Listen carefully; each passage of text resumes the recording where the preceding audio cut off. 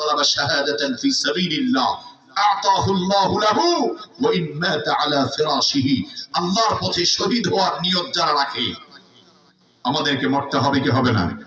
তো অনেক মানুষ স্ট্রোক করে মরে, টাইফয়েড হয়ে মরে, প্যারালাইজড হয়ে মরে, অ্যাক্সিডেন্টে মরে। আমরা যদি নিয়ত রাখতে পারি আল্লাহর পথে শাহাদাতের মৃত্যু আমরা চাই, নবীজি বলছেন সে যুদ্ধ করতে না পারলেও, জিহাদ করতে না পারলেও যদি সে বিছানাতে পড়ে মারা যায়, আল্লাহ তাকে শাহাদাতের মর্যাদা দান করে কিয়ামতের ময়দানে শহীদদের কাতারে দাঁড় করায় দিবে। সুবহানাল্লাহ।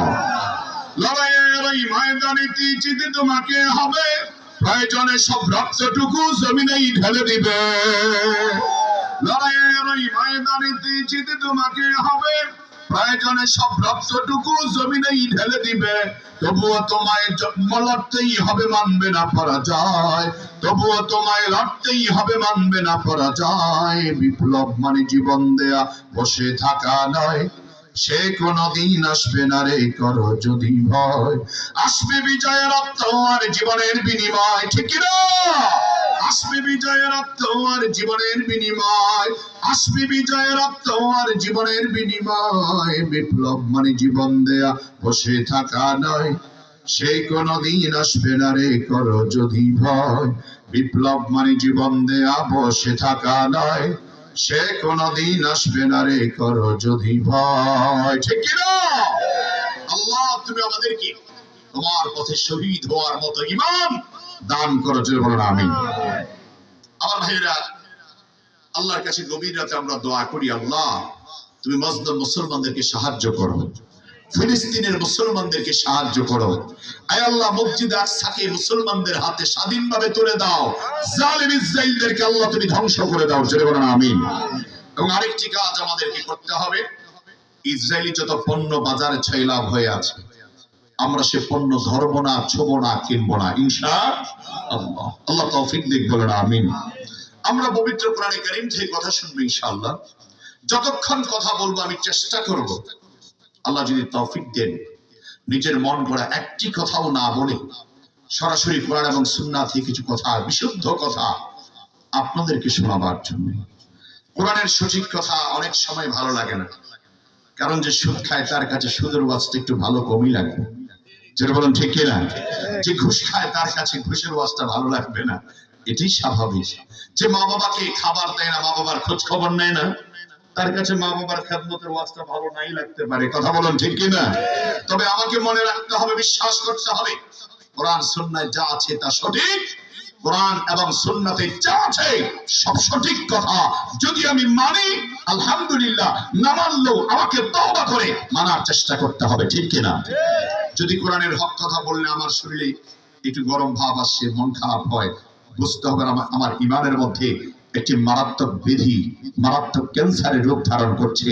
এজন্য তওবা করে এখনই আল্লাহর কাছে ফিরে আসতে হবে, জোরে বলুন ঠিক কিনা?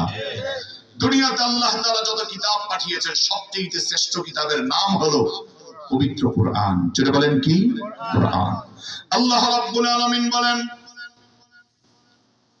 কোরআনে কারীমকে আমি আল্লাহ তাআলা এমন সম্মান দিলাম,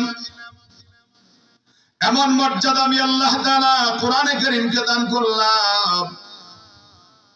দুনিয়ার জমিনে যত কিতাব আল্লাহ তাআলা পাঠিয়ে দিয়েছেন সবচেয়ে শ্রেষ্ঠতম সম্মান মর্যাদা আল্লাহ তাআলা কোরআনে কারীমকে দান করেছেন, সুবহানাল্লাহ। কেমন করে আল্লাহ তাআলা কোরআনকে সম্মান দিলেন? দুনিয়ার জমিনে যত কিতাব আল্লাহ তাআলা পাঠিয়ে দিলেন, তাওরাত কিতাব আল্লাহ পাঠালেন একেবারে আসমান থেকে প্যাকেটিং করে, কাভারিং করে আল্লাহ পাঠায়া দিলেন।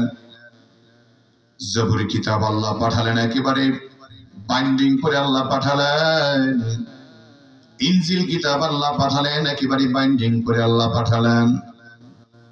কিন্তু পবিত্র কোরআন আল্লাহ পাঠালেন একেবারে দুইবারে আল্লাহ পাঠায় নাই, বরং কোরআন নাজিল করার জন্য আল্লাহ পাক জিবরাইল আমিনকে 24,000 বার আসমান থেকে পাঠিয়েছে।